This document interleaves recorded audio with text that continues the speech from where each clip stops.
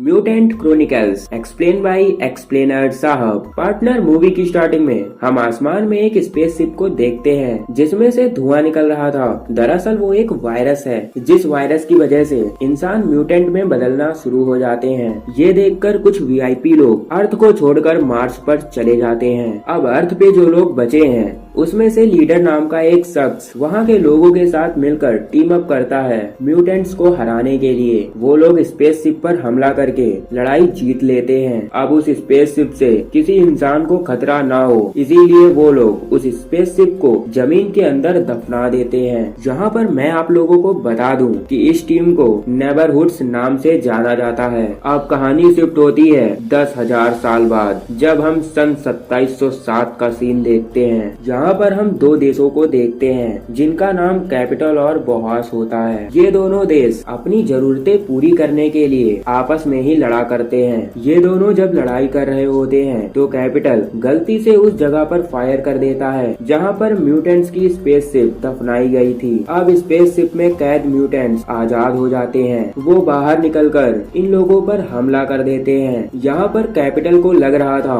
कि ये म्यूटेंट्स बोहास ने भेजे हैं और बोहास को भी लग रहा था कि ये म्यूटेंट्स कैपिटल ने उनके ऊपर हमला करने के लिए भेजे हैं। लेकिन जब वो म्यूटेंट्स दोनों देशों की आर्मी पर हमला करते हैं तो दोनों देशों के कैप्टन समझ जाते हैं कि ये म्यूटेंट्स हम दोनों के दुश्मन हैं। इसीलिए उन दोनों देशों की आर्मी साथ मिल जाती है और म्यूटेंट्स के साथ लड़ाई करने लगती है। अब हम नेबरहुड के हेड सैमुअल को देखते हैं। असल में ये वही ग्रुप है जिसने 10,000 साल पहले म्यूटेंट्स को कैद किया था। यहाँ पर सैमुअल के पास एक लड़की आती है और उसे एक लेटर देती है। जो लेटर पढ़ के सैमुअल समझ जाता है कि जमीन के अंदर दफनाई स्पेसशिप से म्यूटेंट्स आजाद हो गए हैं। अब वो एक कमरे में जाता है जहाँ पर 10,000 साल पुरानी एक किताब होती है जिसको लीडर ने लिखा था। इस किताब में म्यूटेंट्स को हराने की तरकीब लिखी थी। अब सैमुअल वो किताब लेकर अपनी टीम के कुछ मेंबर्स के साथ मीटिंग करता है और म्यूटेंट्स के बारे में उन्हें सारी इंफॉर्मेशन देता है और उनसे ये भी कहता है कि अब उसे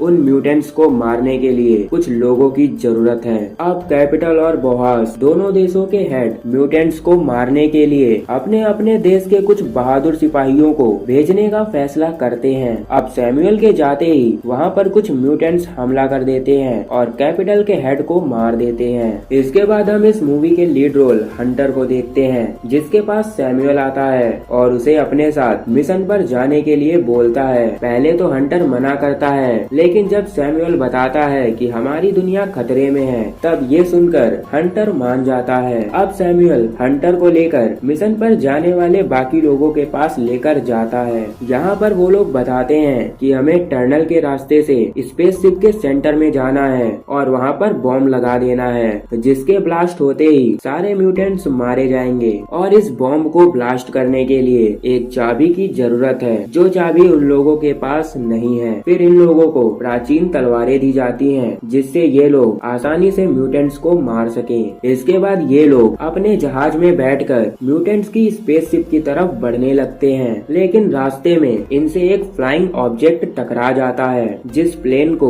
म्यूटेंट्स ने हाईजैक करके इनकी तरफ भेजा था। अब अपनी जान बचाने के लिए वो लोग एक पॉड से उस जहाज से नीचे कूद जाते हैं। अब नीचे आकर वो लोग उस शहर में पहुंच जाते हैं जहाँ पर वो स्पेसशिप दफनाया गया था। ये लोग अपना मैप निकालकर उस स्पेसशिप की तरफ बढ़ने लगते हैं। अब कई घंटों चलने के बाद ये लोग एक टनल के पास पहुंच जाते हैं। फिर ये लोग रस्सी की मदद से उस टनल के अंदर जाने लगते हैं। अब रास्ते में ही रस्सी खत्म हो जाती है। फिर सैमुअल अपना मैप निकालता है लेकिन उसे कुछ समझ में नहीं आ रहा था। फिर अचानक से उसके हाथ से रस्सी छूट जाती है और वो नीचे गिर जाता है। अंधेरे में उसे जमीन नहीं दिखी लेकिन जमीन ज्यादा दूर नहीं थी इसीलिए वो बच जाता है। अब उसके गिरने की आवाज सुनते ही आसपास के म्यूटेंट्स उसके ऊपर हमला कर देते हैं। ये देखकर हंटर जल्दी से नीचे आता है और उन म्यूटेंट्स को गोलियों से मारने लगता है। ऊपर इनके साथी गोली की आवाज सुनकर समझ जाते हैं कि नीचे कुछ गड़बड़ है इसीलिए वो भी नीचे आ जाते हैं और मिलकर म्यूटेंट्स का सामना करने लगते हैं। जब ये लोग म्यूटेंट्स का सामना नहीं कर पा रहे थे तभी इनके एक साथी जिसके पास फास्फोरस बॉम्ब था वो बॉम्ब को एक्टिवेट कर देता है, जिससे वहाँ के सारे म्यूटेंट्स मारे जाते हैं। अब हंटर और उसके साथियों को जल्द से जल्द स्पेसशिप के पास पहुँचना होगा, जहाँ पर इनको बॉम्ब लगाकर ब्लास्ट करना है। लेकिन ये लोग रास्ते से भटक चुके हैं। लेकिन तभी हंटर को एक संकेत मिलता है और उन्हें पता चल जाता है कि अब उन्हें किस तरफ जाना है। उन्हें एक बार फिर एक टनल नजर आता है। फिर ये लोग उस टनल से आगे बढ़ते हैं और जब ये लोग नीचे देखते हैं तो वहाँ पर कई सारे म्यूटेंट्स थे जो इंसानों को घायल करके म्यूटेंट्स बनाने के लिए ले जा रहे थे। अब अचानक से उनकी टीम का एक आदमी नीचे गिर जाता है, जिसके पास वो बॉम्ब है जो उन्हें स्पेसशिप में लगाना है। इसीलिए सब के सब उसे बचाने के लिए नीचे आ जाते हैं। इसी के चलते वहाँ पर मौजूद सारे म्यूटेंट्स इनके ऊपर हमला कर देते हैं और इस हमले में सैमुअल की मौत हो जाती है। अब म्यूटेंट्स इनके सारे साथियों को बंदी बना लेते हैं और म्यूटेंट्स में कन्वर्ट करने के लिए ले जाते हैं। बस हंटर और सैब्रियन किसी तरह से बच जाते हैं। फिर हम म्यूटेंट्स को देखते हैं जो इंसानों को एक मशीन के पास लेकर जाते हैं, जिसका एक चक्कर पूरा होते ही इंसान म्यूटेंट्स में बदल रहे थे।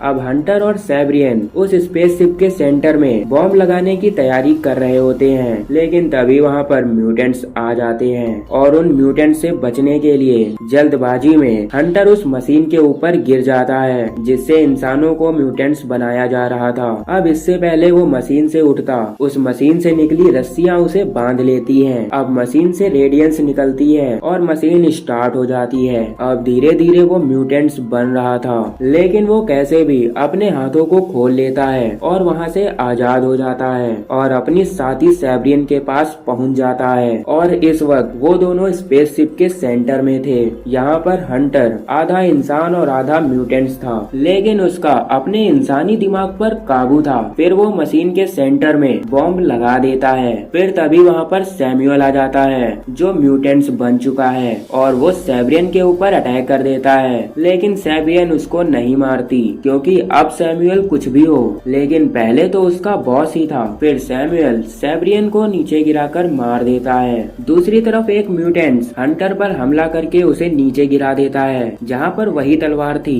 जो असल में बॉम्ब एक्टिवेट करने की चाबी थी। क्योंकि हंटर ने 10,000 साल पुरानी किताब पढ़ी थी, इसीलिए वो इस तलवार को देखकर समझ जाता है कि ये वही चाबी है। फिर वो इस तलवार को उठाकर सैमुअल को मार देता है, साथ ही तलवार को स्पेसशिप के सेंटर में इजेक्ट कर देता है और बॉम्ब एक्टिवेट हो जाता है। और उसके ऑन होते ही स्पेसशिप भी एक्टिवेट हो जाती है और अर्थ से स्पेस की तरफ जाने लगती है। फिर हंटर पानी में कूदकर अपनी जान बचा लेता है। और इसी के साथ इस मूवी का भी दी एंड हो जाता है। मूवी पसंद आई हो तो वीडियो को लाइक जरूर करें और अपने भाई को सब्सक्राइब करना मत भूलें। For more videos please visit my channel.